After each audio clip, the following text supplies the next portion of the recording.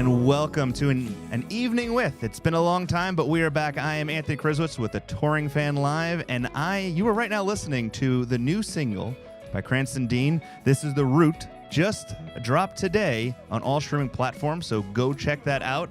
But I am so excited tonight to be sitting, well, across on the East Coast, Cranston Dean from the great state of New Jersey. You're still in New Jersey, right? I am based in New Jersey still, but I'm in Maine currently. Whoa, wait a minute. Where I have a bunch of projects going on. Funny story. I actually lived in Caribou, Maine for a little portion of my life. Whoa, way up there, huh? Way up in Caribou. I basically was a Canadian. Like, it was one of those things like honorary Canadian. I could have walked to the border type deal, but all right, all the way in Maine. Well, that's a different thing. I was going to say Asbury Park with New Jersey, but in Maine, so definitely different parts of the country. You're in like the farthest point of the country. I'm in the central middle, but we're here. But we're here to talk about the new album you have coming out on May 11th, which is Northern Town. Like I said before, the new single, The Root, just dropped today. And before we get too far into this, Cranston, let me give a little background of, first of all, why we're doing this show and why I admire you as a musician. I'm going to turn this song off now in the background. Cranston, I got to meet you back in September 2 years ago. You performed at Shorestock. We were raising money for the Project Matters, which is an organization that is really hit home for me and really struck the heart for me. And you performed, absolutely killed it that night. We had such a fantastic night. And then I got to see you the next day on stage with Jackson Pines and kind of been in the backseat watching all these things that you do and didn't realize like how talented you were. And I mean, Joe from Jackson Pines spoke so highly of you, and Karen from the Project Matters speaks so highly of you. And then, a couple weeks ago, you're like, hey man, I have this new album coming out. And so I'm like, we're returning, and no better person to return with than Cranston Dean. Thank you so much for having me, Anthony. I really appreciate that. Yeah, I've been having a blast playing with Jackson Pines. The night we met initially was the first time I ever played live with that band. The day after at See You Now was the first time I ever played live with them. But we're going on 2 years now, and we've been doing some traveling together. We actually just put out a single on this past Friday called Wheel, and that's out on all streaming platforms under Jackson Pines. So I've been having a blast with those guys. And so just a quick update on how that whole thing went. You met us right as we were starting to play together. We'd been friends and admired each other for a while, but finally getting to join that band, you met us. We met right at the moment that kind of kicked off. So it's going well over there.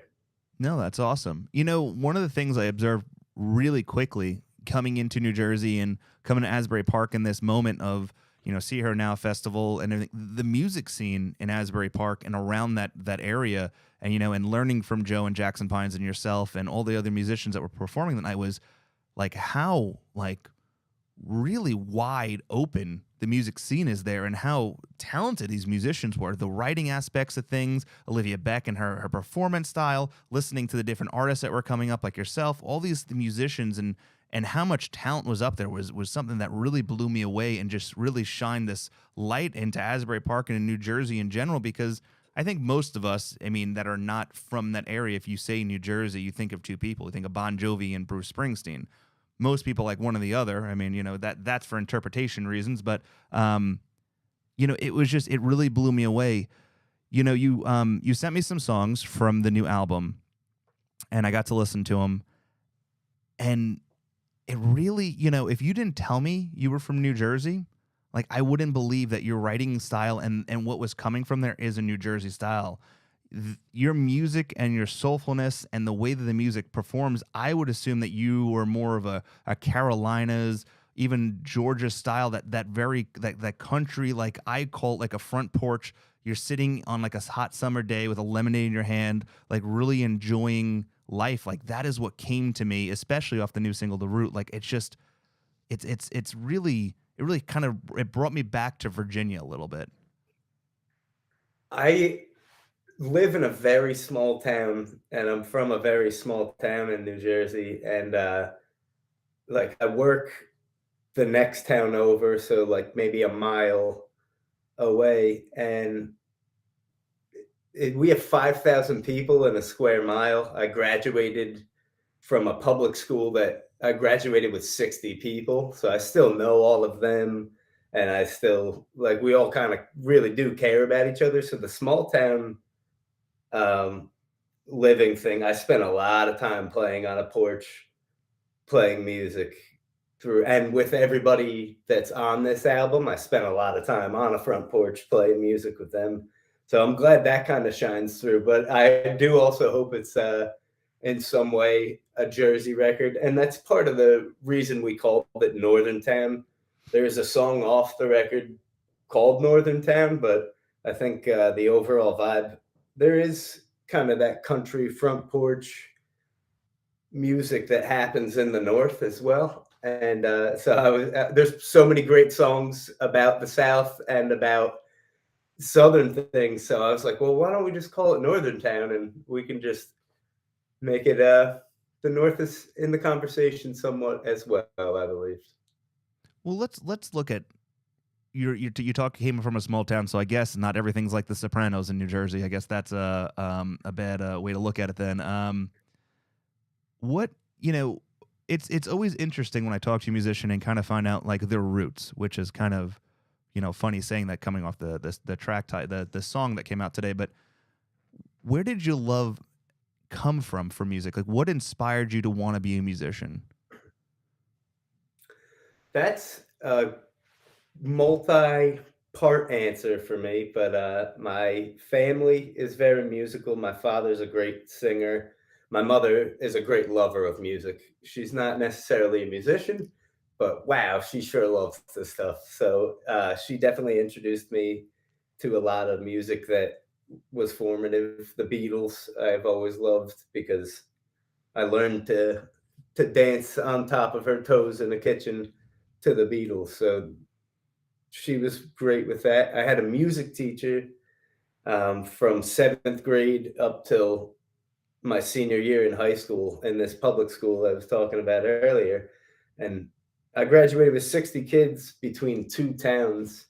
And the teacher there, he used to bring the high school and the middle school band down to the elementary schools around the holidays. And he would kind of warm up the band as like an assembly for the elementary school bands. And I remember thinking it was magic just watching this man like wave his hands and just music came right out, and like Mickey Mouse from Fantasia. Yeah. And I went home and I put the London Symphony Orchestra Christmas CD that we had and just a pencil in my hand and pretended I was a conductor. That was definitely a moment that I was like, music is awesome. I don't know exactly what it is, but I want to figure that out. And then as I got older, playing music out in public, especially at a real small band, kind of an emo band, to be honest, at the time. I was really, me and my buddy were into emo when we were like 15 and 16. The Dude, band we was we called, all were. There was a point of our lives we where all were, we I don't all even know had what I was that sad about, yeah, dude. but I was sad. We all got back. We all look back on the days of us wearing like a lot of black and bands that the shirts you didn't even know what it said because it was all like scribble scrabble, Huh. and we all yeah, we all had that emo phase. But I think that's behind most of us. And our band name at the time was The Inadequate Truth. Me and my best friend Chris Clark, like, the truth is just not good enough. This is not good truth.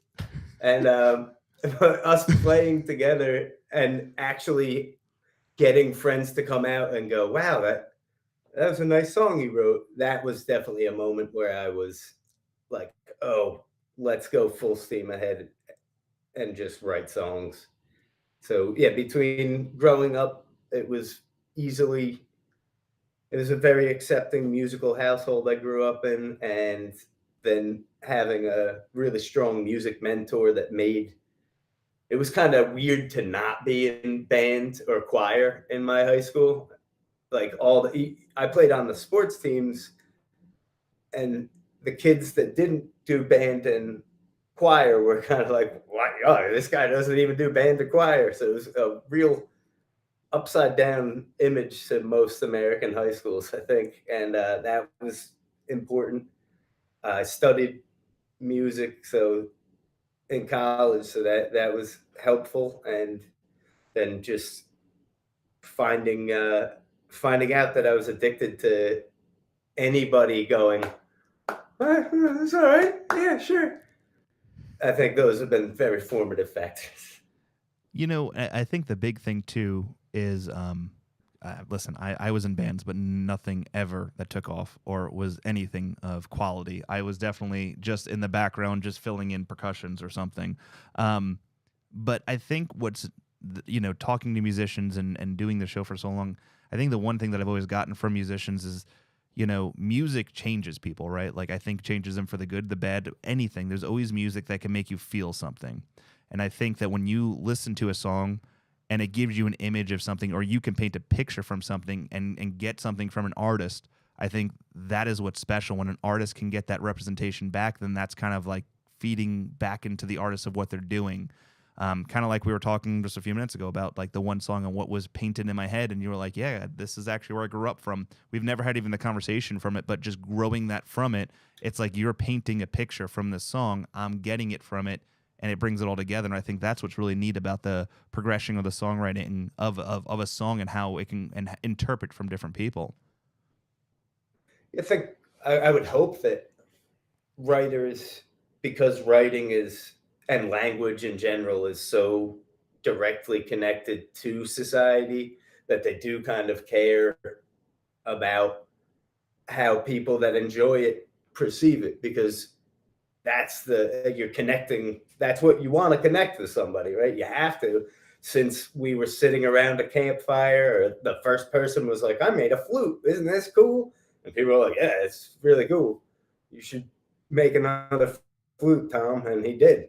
And so we've been doing this kind of like catch and release thing with writing, at least. And I hope musicians are going for that, because I definitely feed off of that over the years. If somebody's like, I really like this song because of this, it might have been something that I didn't think about, that wasn't my inspiration for writing the song, but if it connected to them that way, how many other ways are there to connect to people in those ways? So I don't know. Yeah, writing's like a big sociological experiment in some ways. I don't know.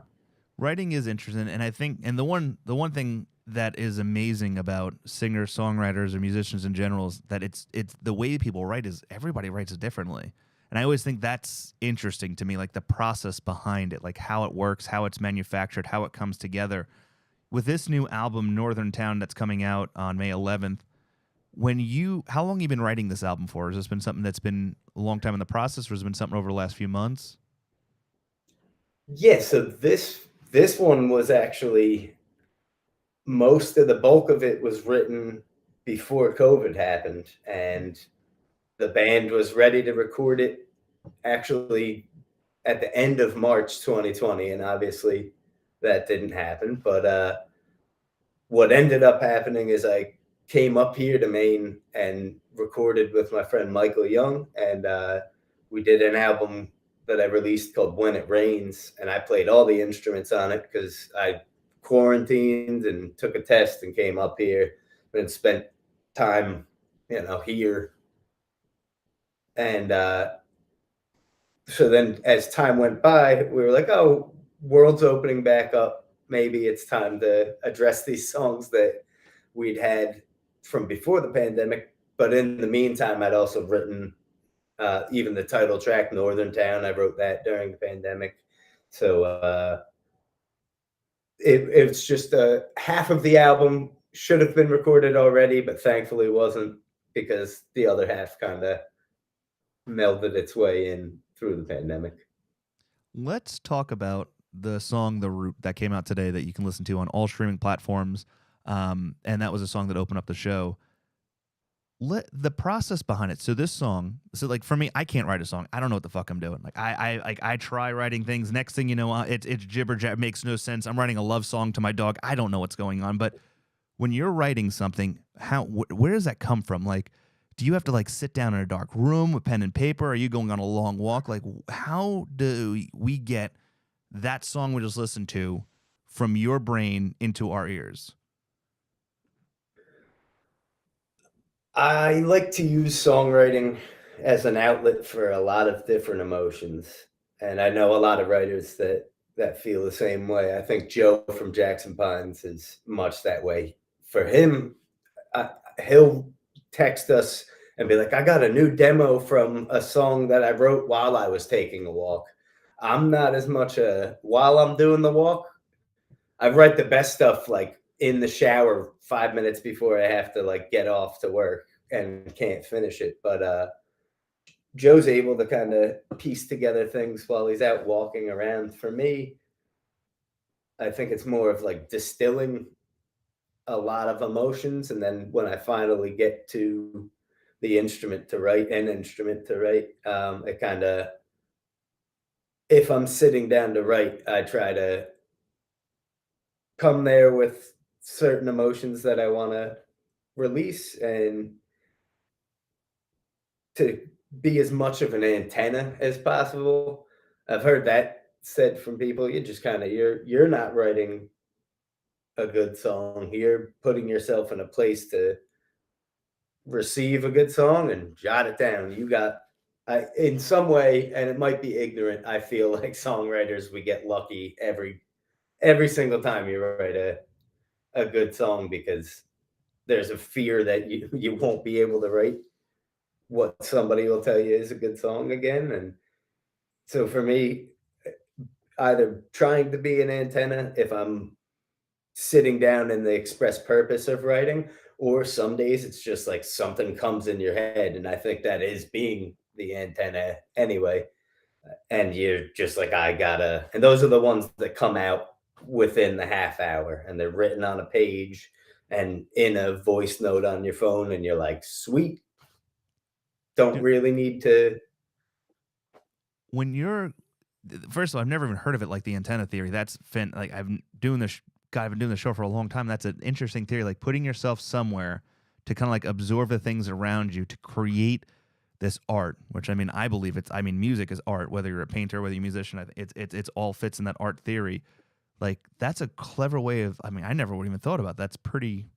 Maybe I need to go sit myself in the woods with a ukulele and see if I can write my next album.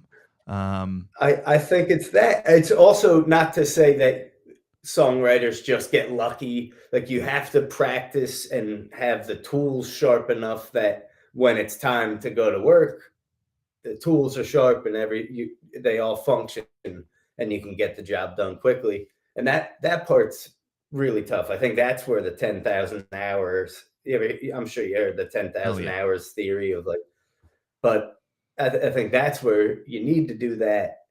But the songwriting, you could write a great song in your first 10 hours of trying to write a song, in your first hour of writing a song.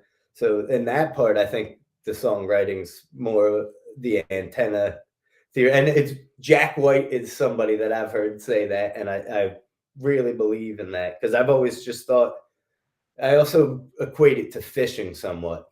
You could go fishing every day and not catch a fish, but you're still going fishing. Mm-hmm. But if you don't go fishing every day, what are the odds that you're going to catch a fish?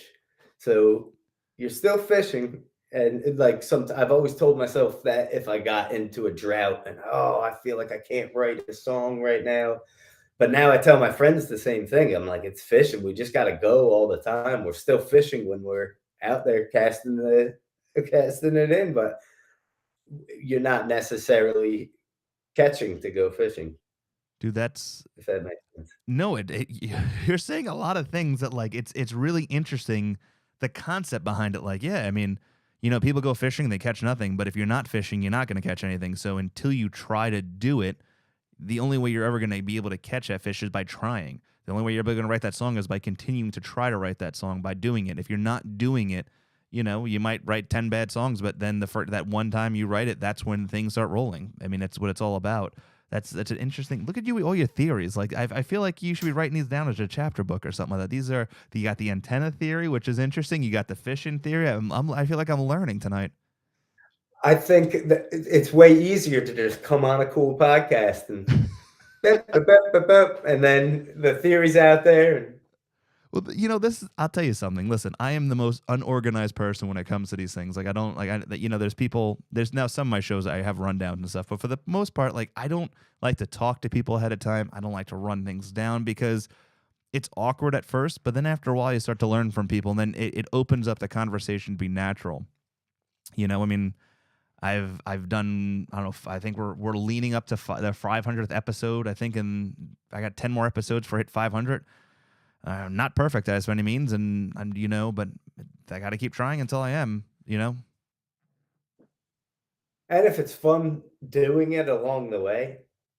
Yeah, Another thing that my buddy Tyler Harrison's been harping on is we only have, as creative people or any people in life, if you're trying to leave an impact or spend as much time doing this, that, or the third, you only have so much time to do it. So, in a way, it's great to promote the art you do if you're an artist, and you got to take care of all your chores and all the necessities in life, but we only have so much time to do these things that really make our heart beat. yeah, And so we got to do them. yeah, and Yeah, it's one of those. congratulations on almost 500 episodes. I know it's absolutely. It's when I think about it, it's fucking insane. Like it's a lot of talking, It's awesome. a lot of talking. So let's talk a little bit more about Northern Town. You know, it's interesting musicians continue to put music out because the way the world is nowadays. Most people aren't going into a record store to buy an album. The dynamic of music has drastically changed in the last 10 years, 10 years in general. I mean, people are still buying vinyl because I believe that's a collectible thing, but most people aren't going to a record store just to search through to find that new artist. And it's harder for new artists because most new artists are being found off a 10-second clip off of TikTok, or they're being, you know, there's all these weird dynamics now that come into play of how musicians are becoming popular. And that's tough for musicians, you know, out in the world. Why do you continue to put music out in a world where it's tougher now than it ever has been to put out music?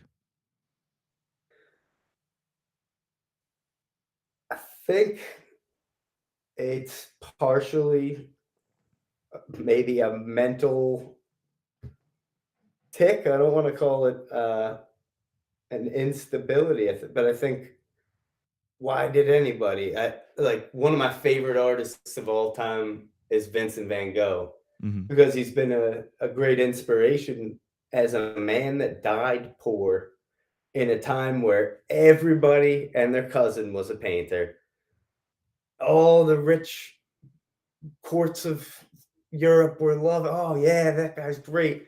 This guy died a poor man and still made this art for what reason? And Mm-hmm. I think it's like an age, it's the same reason that's one of our Neolithic ancestors started banging on something and everyone was like, this is a good rhythm, dude. You should do that again. And there was a need then. The expression at the end of the day, songwriting is for me because it gives me a release that I can't get anywhere else. But it does require having at least some audience. It's very awkward to play a show to nobody, but if there's 25 people there, it's still it's way better than if it's, the two other bands you're playing with that night.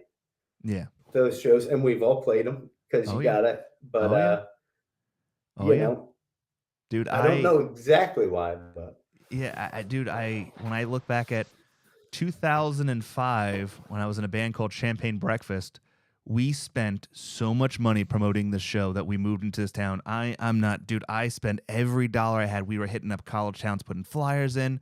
I went out and bought myself like this outfit. I had like, it was terrible, like a button-up shirt. I wanted to show chest hair. Like I was ready. Like I was ready to be a rock star that night. Like I was ready. And for the 3 people that showed up, I gave them the show of their life. Never seen them again. But it was to me like the high that you have going leading up to a musical performance and like being on stage is like I played, in front of I played at a minor league baseball stadium in an all musical band and got booed off stage. That was fun. I mean, but I don't know. There's that high that you get as being a musician and like I guess like giving something, especially I have nothing against cover bands. I actually really enjoy them, but like when you're performing the music that you work so hard for, that you put your blood, sweat, and tears in, whether it's just the bass lines that I produced for the song that we're playing, or whether it's the silly drums roll that I'm doing, I don't know. It's like, and someone sees it and they give a look, whether it's a negative look or a positive look. You're giving them an emotion that they weren't going to have unless they heard your song. Like that to me is a high that like is unmatched to anything. It's that's a really cool feeling. You're making somebody think about something. Yeah. You're Oh yeah. taking up a little bit of their time, and again, we only have so much time, Ain't so that the any damn bit of truth? anybody's time really is, especially nowadays, like anybody now, I think even though it's difficult for artists to like people who are in A&R, what do they even do these days? You know what I mean? They look Yeah. through TikTok like the rest of us and find what one went viral, and then let's contact Jax and we'll get her a record deal. No offense to that, and that's great. But I don't think that's what was going on in A&R in days of old. Those were people No. who were like, "Hey, you want a big break in this company? Go down and find the next big hit." And they'd That's have right. to go to shows, and they don't have to do that anymore. But the ones that I've met somehow just think they're the bee's knees. And I think that's just the strangest thing because they're not doing all that much. But with that being said, I think to artists, it really matters like anybody that does really care about the band, if those concert tickets for the big acts are too expensive, go see the ones that are trying to break because they will talk to you at the merch table. They're Yep. going to be excited, and you're actually gonna put some wind in their sails, I and couldn't it, agree more. it means the world, you know. And I know you're big on that in the first place. Like you're about seeing bands of all success and all sizes, Oh, and dude, it's so true. that's I mean, my daughter, who has just got home from School of Rock, she's playing drums and now she's singing too, which I'm found out she's doing her performance in end of May. I am going to be the biggest mess of a dad in the back corner, crying like a baby. But it's all good. I mean, she's actually taken on the music, and which has been fantastic. But no, I take her to concerts. I want her to see things. I want her to. I mean, she's seen everything from. There's a local band out of Virginia called Illiterate Light. We've seen multiple times. I Um, love those guys. I have great. I've stayed at their house. They've stayed at my house. Get the hell Those out of here. guys are Jake, dude. I love those two so very much. I have fun stories with those guys, but oh I've my word, I've seen illiterate them. light, yeah, Yeah. Harrisonburg. Oh yeah, Harrisonburg, Virginia. Yeah, dude. They're That's my doing back of the list. great things right now. Oh, holy Oh shit, my man. gosh. Yeah, I mean that's a band I've Hmm. seen God 5 times. I'm gonna see him in 2 weeks, 3 times. Me and my daughter are gonna follow them around a little bit, but yeah, I mean, I've seen him as small as that with her to as big as Springsteen a couple weeks ago to, I'm hoping, Pearl Jam's dates are kind of leaking online. I'm taking her. It's all, but I want her to experience everything. Like, I want her to see every aspect of things because whether she wants to be a musician when she gets older, whether she wants to be a lawyer when she gets older, I just wanted her to experience the different sides of the world that a lot of people are sheltered from. Like, I want her to go to a club that's in a back alley with her dad to see a musician. A prime example. Before I moved to Kansas City, Tyler Ramsey, who I'm a huge fan of, was in Band of Horses for a long time, left the band, and dude is on his solo stuff. Been on the show a few times, done stuff with us.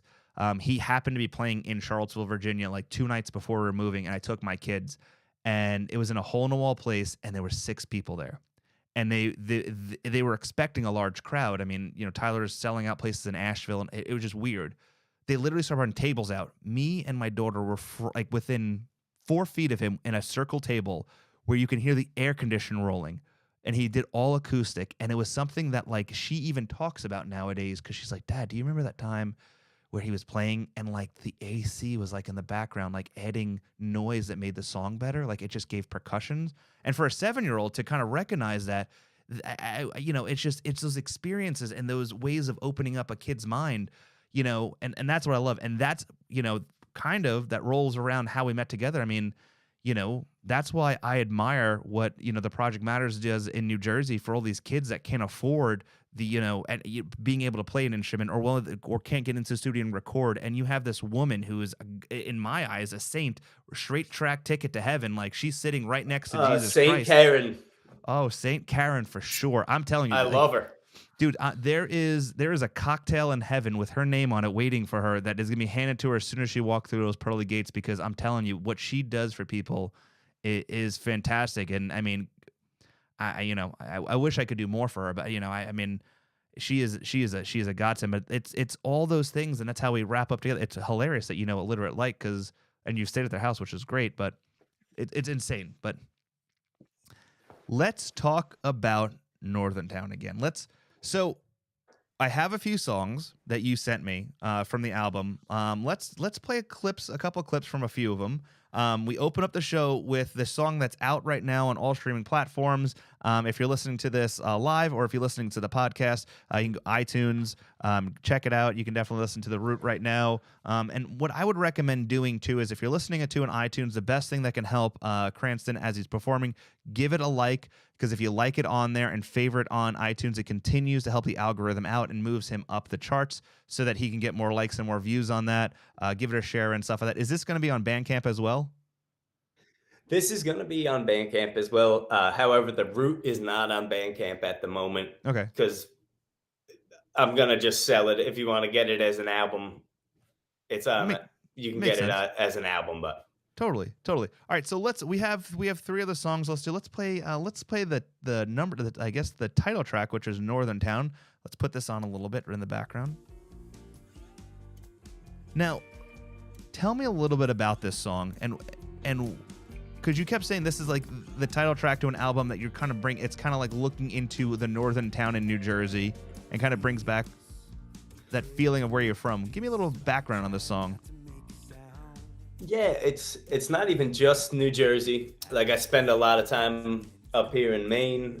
My band and I have spent a lot of time through New England and up through New York. So it's kind of about the vibe of all of those places kind of mixed into one. And there's not a narrative to this particular song. It's kind of painting a vibe more than... there's a song on the album called Getaway, which is just strictly narrative. It's a story about a fictional bank robbery. But for this song, it's a lot less of a narrative kind of song, but painting a vibe. It's cold, but the people are warm in a lot of ways here. And there's a lot of roughness, and the roughnecks also hang out with... There's a line that I say, the lion breaks bread with the lamb. You go to any bar in the North and you'll see that. And I think anywhere, really. You go to any bar anywhere, you'll see, here's a place we could all get along. Now, listening to this song and hearing some, there's something in the background. I'm trying to figure this out. Is that a spoon in the background? Like, is that the thing that drags, the clicking you had in the beginning, like what is that? So the drummer in our band, we recorded this whole album as like a home recording. So instead of renting a bunch of expensive studio space, we just took the gear we had and took time off and just tried to make it for as cheap as we possibly could. And wow.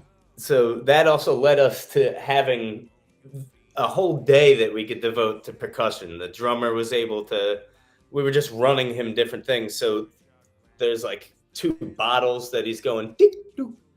There's oscillating ceiling fan that he's going zoom on. So there's weird noises happening in this one. No, it's just, it's like, especially when you listen to a song like through headphones, like, there's just so much.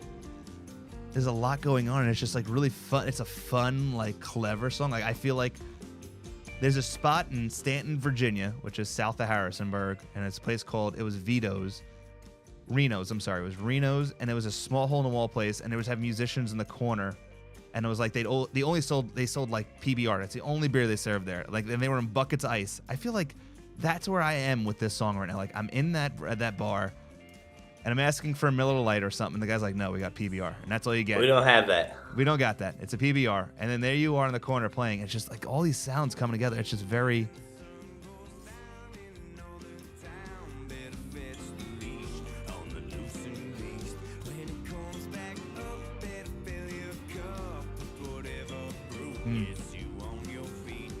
Man, this makes me miss Virginia for sure. God, this brings definitely some stuff.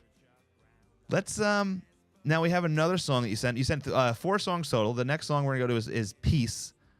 Tell me a little about this song. In the loudness of today's current connectivity. Yep. Not the world itself. The world should be loud. People should feel feelings and be loud about them. But in how connected we are, it gets. Sometimes all I just want is peace. That's what the chorus is saying, is all I want is peace. And we kind of tried to get a lot of dissonance going and make it, kind of chaotic right before it releases into the peace part. Here's the chorus real quick. Time will try the ties that bind and cease between the scroll. And I just figured you might want to know.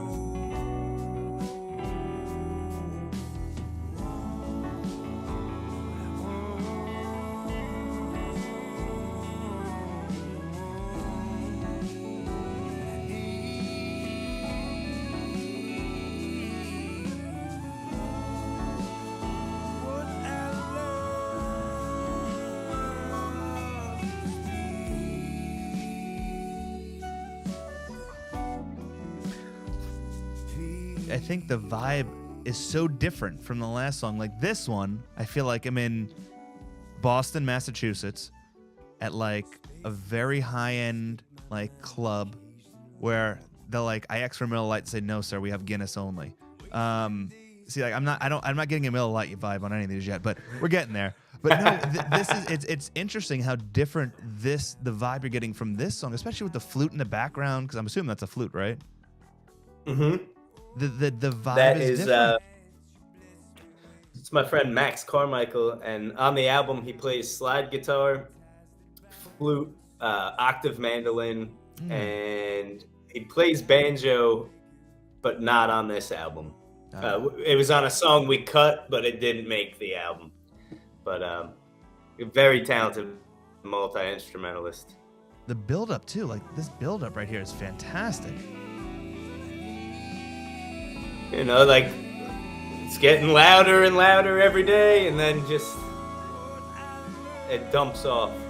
Dude, it's when a song has feelings, and what I mean by feelings, when you go to a concert or listen to a song and you get chills or you feel something, that's a rare occurrence. Like not every song makes that happen. Like songs might make, hey, let's dance, but when you can just sit still and have emotions come from you and have build-ups like this song's doing right now, that's a rare thing. That's fantastic, Cranston. Honest to God, that's fantastic what you're doing there, especially with the idea behind it of like, hey, in a world where we have a phone at our face 24/7, we have a watch on our wrist that's giving us notifications, where we have clocks in our house telling us when we need to eat, when all these things are coming around us, sometimes we need to shut down and have some peace.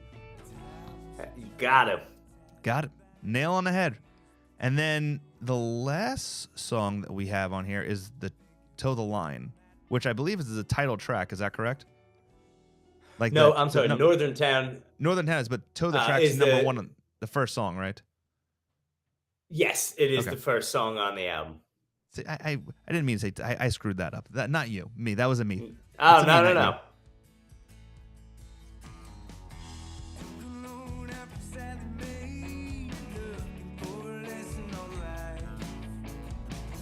Still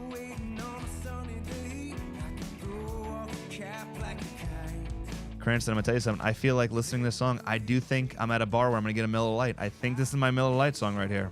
This is the Miller Lite. This is the Miller Lite vibes. song right here. There's a couple of them in there. Yep. I go to the bartender. Her name's Barbara. I'm like, hey, can I have a Miller Lite? She cracks open, hands it to me, and that's it. You got it, sweetie. That's right. She's been working there since she was 17. Still can't get out of there. That's right. Oh, yeah. Chain smoking. Can't smoke in here. Well, I don't care. Doing it for 37 What years. BS? I grew up in the smoking section. As soon as I get of age to smoke, no more smoking section. Boo. Oh, yeah. It all changes. Now, isn't it 21 everywhere you go now? It is. Oh, God. That's for the better. Oh, yeah. 100%.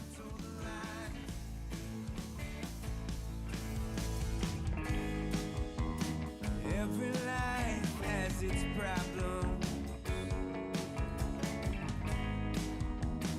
I can't seem to solve mine.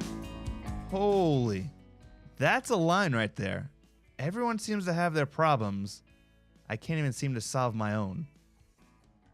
That's pretty damn powerful. And that's the general premise of the song. Definitely, it's confusing out there. I feel you. Yeah. Anybody who's feeling confused out there, it's just a weird time. No better time to be alive because it's the only time we got anyway. So, but a weird time nonetheless. Sure. No, 100%. No, It's about not quite knowing.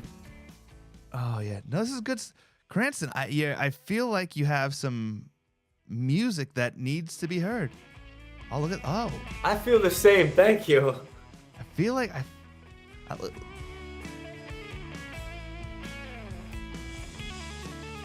little guitar solo going on right here. As my buddy Riley Shiro. So, the album comes out May 11th, Northern Town, everywhere you listen to streaming music. It's going to be out there. Yep. We'll continue to promote it, definitely leading up to May 11th. What else can we expect? Are you going to be hitting? Are you going to go on the road with this? Are we going to be seeing more of you out in the world? What should we expect now that Northern Light has officially been dropped? We have The Root, which was dropped today. We have May 11th. The whole album comes out. Like, what is next for Cranston Dean? So right off the bat, the album comes out, and then a couple weeks later, there's a really nice venue in Asbury Park called Asbury Lanes, and we're gonna do the album release show there. Nice. And it's gonna be Cranston Dean with the band that's on the album, which is Shane Luckenbaugh on the drums, Patty C on the bass, Riley Shiro on the electric guitar, and Max Carmichael on a variety of instruments. And then we're going to have Jackson Pines on the bill, our dear friends, the Mercury Brothers, who I think, especially as fans of Pearl Jam, I think you'll really like my buddy Dan Appy's writing, and you'd love to have him on.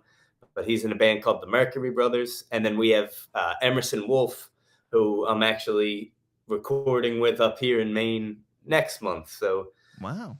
I'll be doing some recording with her right after we release the album, coming back, playing the Asbury Lane show.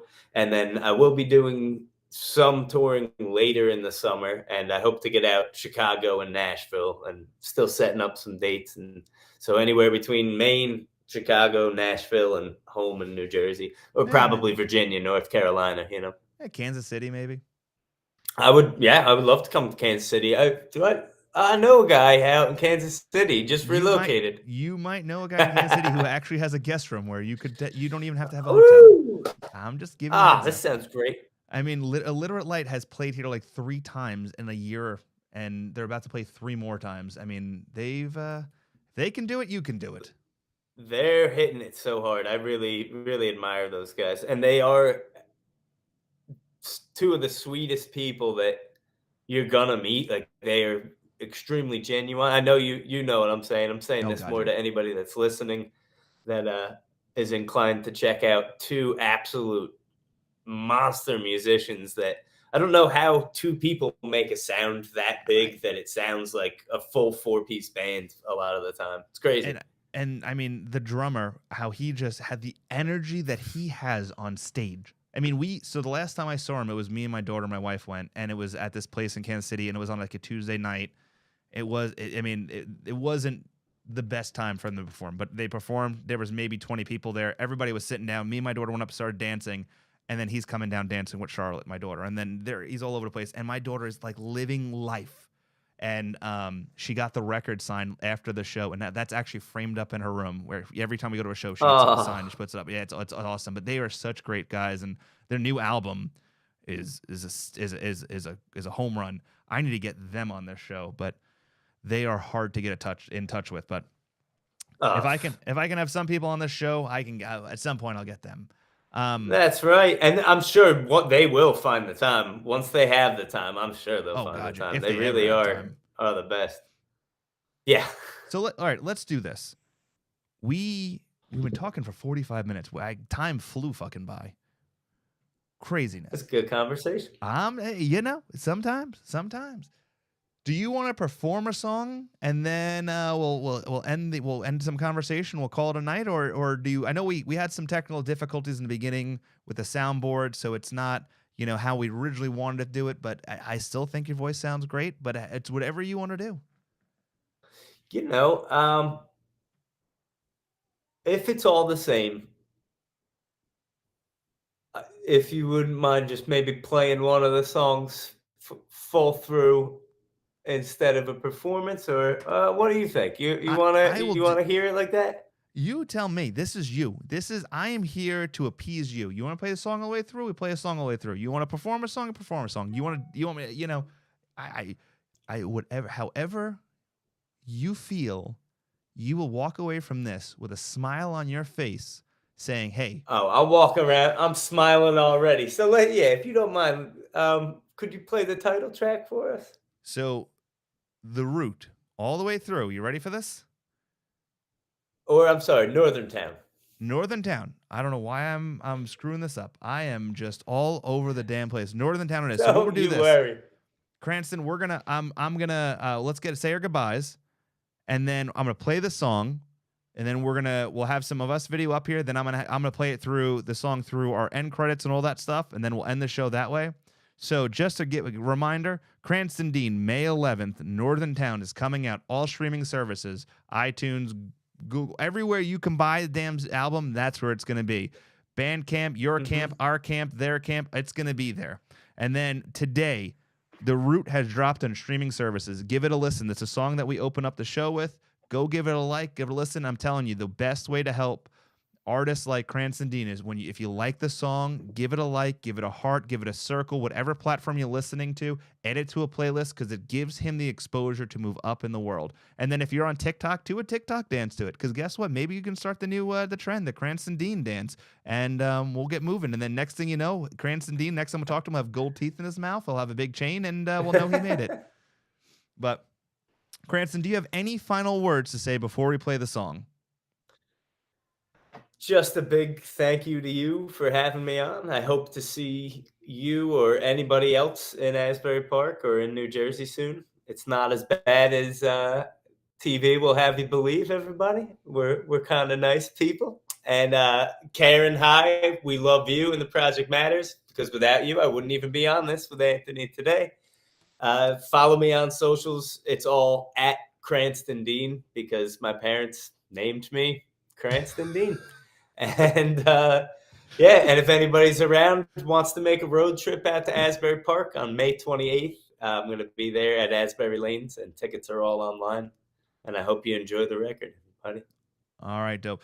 Well, there's all the information for Cranston. I am Anthony Crisos. This is the Touring Fan Live, and this song we're about to play is Northern Town. This is the title track off the new album coming out May 11th from Cranston Dean. Give him a like because this man is dope in my eyes. Cranston, talk to you soon, brother. Let's get this song rolling and get these end credits a-rolling. See ya.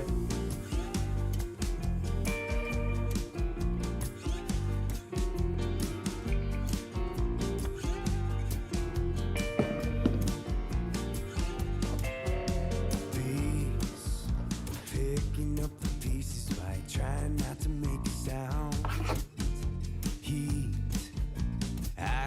see it rising and it's coming from the underground.